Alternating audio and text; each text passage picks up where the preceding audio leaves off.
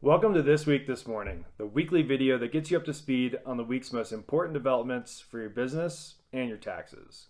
This week, Senate Democrats blocked the so-called skinny bill proposed by Senate Republicans by a vote of 52 to 47, leaving Republicans 8 votes short.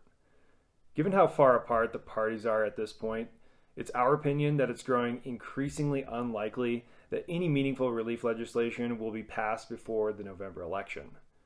Regarding unemployment, it may be up to President Trump to find additional funding sources to continue to fund his executive order for extending unemployment benefits.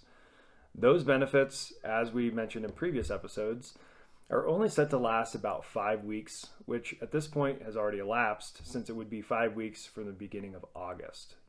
FEMA has told Texas and Tennessee that funding for their states would cease as of September 5th, as it has announced that it has already spent $30 billion of the $44 billion available.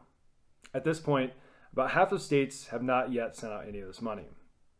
And for those of you who are new to receiving unemployment benefits, one thing you should keep in mind is that unemployment income is taxable to the IRS, even though it's not taxable by most states.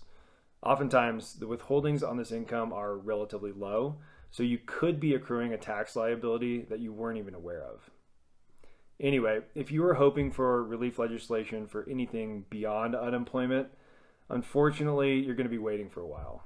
The parties right now are just too far apart, but I do believe there is a chance for a new skinny bill to get passed, but at a minimum, it's going to have to include stimulus checks and funding for states on top of the unemployment benefits, PPP, and schools funding that the previous skinny bill already had. Well, that's it for now. We'll see you next week.